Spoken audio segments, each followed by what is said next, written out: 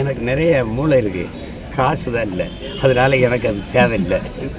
பிரசாந்த் கிஷோருக்கு தமிழ்நாட்டில் என்ன தெரியாது? எத்தனை ஆறு, எத்தனை ஏரி, எத்தனை குளம், எத்தனை சமூக மக்கள், அந்தந்த சமூக மக்களுக்கு இருக்கிற பிரச்சனை என்ன? அவங்களுக்கு வாய்க்கொழுப்பு அதிகம் அப்படின்னு சொல்லுவாங்க பார்த்தீங்களா? இந்த கொழுப்பு அதிகம், அந்த கொழுப்பு, அது மாதிரி பணக்கொழுப்பு அதிகமாக இருந்தால் இதெல்லாம் தேவைப்படும். ஆனால் யார் ஒருவரை எத்தனை முறை சந்தித்தாலும் நாங்கள் மக்களை சந்திச்சுக்கிட்டு இருக்கோம். இங்கே வந்தீங்கன்னா 1000, 2000, 5000, 10,000, 1,00,000 மக்களை சந்திக்கிறோம். மக்களை சந்திச்சிங்கன்னா அவங்க பிரச்சனையை சொல்லுவாங்க, அதை தீர்த்த அரசியல். நாங்கள் ஏசி ரூமில் உட்காந்துக்கிட்டு பொலிட்டிக்கல் ஸ்ட்ராட்டஜிஸ்ட்டை கூப்பிட்டு பக்கத்தில் உட்கார வச்சுக்கிட்டு அவங்க சொல்கிற ஐடியா கீழே வந்து மக்களை கேட்கும்போது எதுக்கு ஸ்ட்ராட்டஜிஸ்ட் வேணுங்கன்னா, அவங்கள கேட்காம ஏசி ரூமில் உட்காந்து ஒரு ஸ்ட்ராட்டஜி போட்டு நம்ம ஜெயிச்சிரும் யாராச்சும் நினச்சாங்கன்னா அவர்கள் வருகின்ற காலத்தில் அவர்களுக்கு மக்கள் சொல்லுவார்கள், என் பிரச்சனையை நீங்கள் பேசுங்க.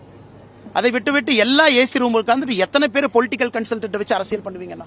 தைப்பூசத்திற்கு வாழ்த்து சொல்லக்கூடிய அத்தனை பேருக்குமே எங்களுடைய பாராட்டுக்கள். ஆனால் நிலைமையை பாருங்க, ஒரு பண்டிகைக்கு வாழ்த்து சொல்றது கூட நாம வந்து நன்றி சொல்லக்கூடிய அளவுக்கு இந்த தமிழ்நாட்டில் வந்துடுச்சேங்கிறது வேதனையா இருக்கு. அவர் பிரசாந்த் கிஷோர் வச்சுக்கிறாரா இல்லை வேற வச்சுக்கிறாரா அப்படிங்கிறதெல்லாம் நாங்கள் என்னங்க கருத்து சொல்றது? அவங்கவுங்க தேர்தல் வெற்றிக்கு அவங்கவுங்க போறாங்க, பார்ப்போம். சகோதரர் விஜய் பொறுத்தவரை எங்களுக்கு எதிரி இல்லை. அவரை பொறுத்தவரை அவர் ஒரு கட்சி ஆரம்பிச்சிருக்காரு. அவர் பிரசாந்த் கிஷோர் போன்றவரும் கன்சல்ட் பண்றாரு. அது அவருடைய விருப்பம். அதனால அதில் நான் ஒன்றும் கருத்து சொல்றதுக்கு இல்லை. அவங்க ஸ்ட்ராட்டஜிஸ்ட், ப்ரொஃபஷனல்ஸ், யார் கூப்பிடுறாங்களோ அவங்களோட போய் பணியாற்றுவார்கள். அதனால அதை பற்றி எங்களுக்கு என்ன இருக்கு?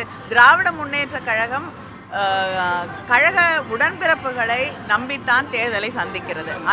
முதலமைச்சர் வந்து எந்த வழி காட்டுகிறாரோ அந்த வழியிலே செயல்பட இங்கே இருக்கக்கூடிய திராவிட முன்னேற்ற கழக தலைவர்களும் தொண்டர்களும் தயாராக இருக்கிறார்கள். அதனால எங்களுக்கு எந்தவித சிக்கலும் கிடையாது.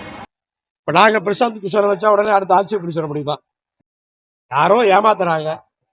பிரசாந்த் கிஷோரே அங்கே பீகார்லாம் வேகலை, எடுபடலை. இப்போது தமிழ்நாட்டிலே மாட்டிக்கொண்டார் என்று நினைக்கிறேன். நீங்கள் சொல்லுவது உண்மையாக இருந்தால் அவர்கள் சந்தித்து இருக்கிறார்கள். ஆனால் அந்த கட்சிக்கு தேர்தல் வியூக வகுப்பாளராக அவர் நியமிக்கப்பட்டாரா என்று தெரியாது.